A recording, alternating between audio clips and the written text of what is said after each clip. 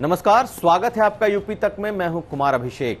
पिछले 24 घंटे के सभी अहम राजनीतिक खबरों और उनके विश्लेषण के साथ हाजिर हूं आपका न्यूज शो आज का यूपी लेकर। जान लीजिए क्या है सुर्खियां। उत्तर प्रदेश के बुंदेलखंड में कांग्रेस की गाय बचाओ किसान बचाओ यात्रा कैसी चल रही है और सरकार उससे कैसे निपट रही है।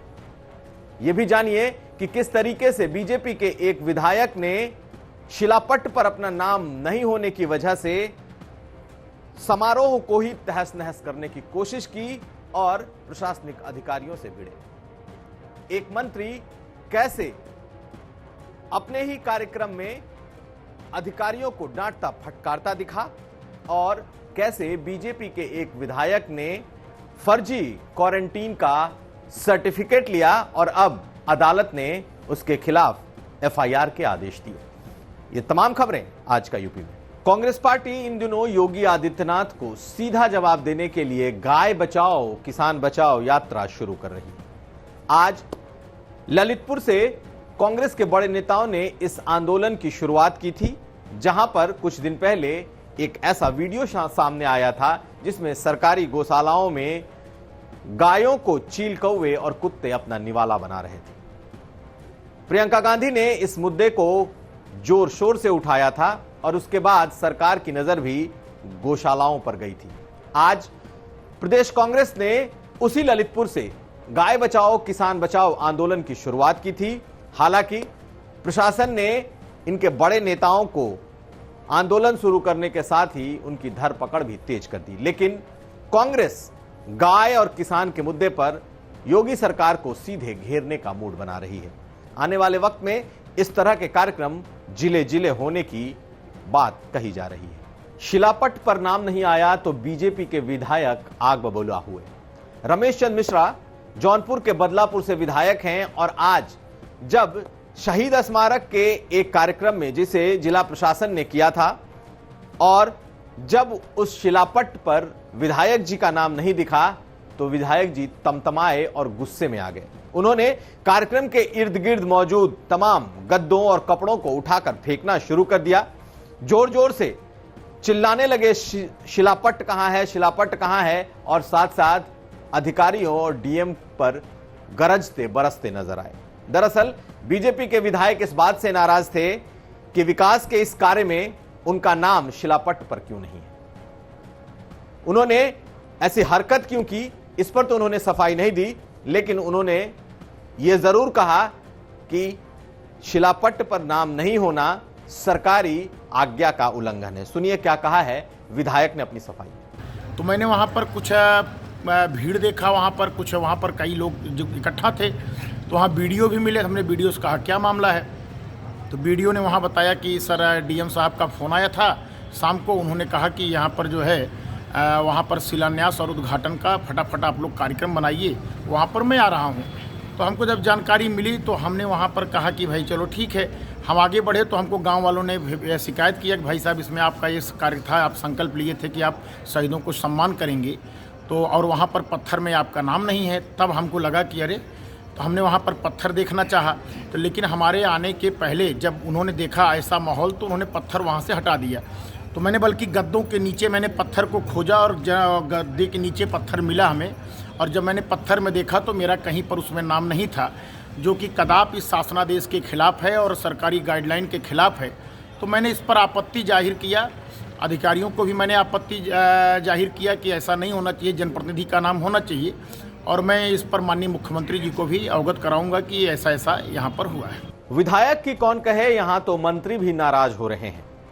एक दिन पहले चंदौली के चकिया ब्लॉक में सुशासन दिवस मनाया जा रहा था और वहां ऊर्जा राज्य मंत्री रमाशंकर सिंह पटेल मुख्य अतिथि थे, लेकिन एलईडी छोटी होने, अव्यवस्था होने और भीड़ ज्यादा होने की वजह से मंत्री जी अधिकारियों पर ही बरस पड़े।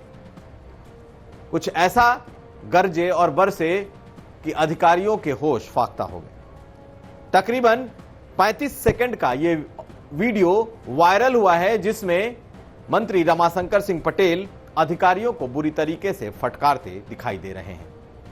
हालांकि इस पर ना तो अधिकारियों ने कुछ कहा है और ना ही मंत्रियों ने, लेकिन उत्तर प्रदेश में चाहे मंत्री हो या विधायक, इन दिनों इनका गुस्सा 7वें आसमान पर दिखाई दे रहा है। और आज ही एक विधायक और एक मंत्री दोनों के ऐसे गुस्से से अधिकारियों को रूबरू होना पड़ा है। चलते हैं अगली खबर की तरफ। बीजेपी के एक विधायक, संत कबीर नगर के मेहरावल क्षेत्र से विधायक राकेश सिंह बघेल पर फर्जी क्वारंटीन का सर्टिफिकेट लगाने का आरोप लगा और न्यायालय ने उनके खिलाफ जांच के आदेश दिए और साथ साथ एफआईआर करने के भी आदेश हुए। दरअसल मामला पुराना है, जिसमें हत्या के एक प्रयास में विधायक पर एक मुकदमा चल रहा है और उन्हें इसी मामले में एमपी एमएलए कोर्ट में हाजिर होना था, लेकिन विधायक की तरफ से खुद को कोरोना संक्रमित बताकर क्वारंटीन होने का सर्टिफिकेट लगाया गया। अदालत ने जब इस मामले की जांच की तो पता चला कि होम क्वारंटीन उन्हें जरूर दिया गया था, लेकिन इस दौरान वो घर पर थे ही नहीं और इसे ही मुद्दा बनाकर अदालत ने इस विधायक के खिलाफ एफआईआर करने के आदेश दिए हैं। और आज संत कबीर नगर पुलिस ने अदालत के निर्देश के बाद विधायक पर एफआईआर भी दर्ज कर लिया। यानी संक्रमित होने, कोरोना से संक्रमित होने को एक बहाना बनाया गया और उसी आधार पर कोर्ट में पेशी से बचा गया। जब कोर्ट ने इसे पकड़ा तो इस पर एफआईआर भी दर्ज हो गई। चलते हैं अगली। अयोध्या में बनने वाली मस्जिद को लेकर इसका विरोध शुरू हो गया है। All India Muslim personal law board ने पहले ही इसे शरीयत के खिलाफ बता दिया है, तो अब बाबरी मस्जिद के पूर्व पक्षकार इकबाल अंसारी ने भी इसका विरोध किया है। इकबाल अंसारी ने कहा है कि जिस तरीके की यह मस्जिद बनाई जा रही है वो बिल्कुल भारतीय नहीं है और एक विदेशी स्टाइल की वो मस्जिद है। साथ साथ इंडो इस्लामिक कल्चरल फाउंडेशन में इस्लामिक शब्द भी गलत है और इसका ट्रस्ट का नाम भी, फाउंडेशन का नाम भी अलग होना चाहिए। साथ साथ इकबाल अंसारी ने यह भी कहा कि इसका नाम धन्नीपुर मस्जिद के बजाय इसका नाम अमन की मस्जिद होना चाहिए।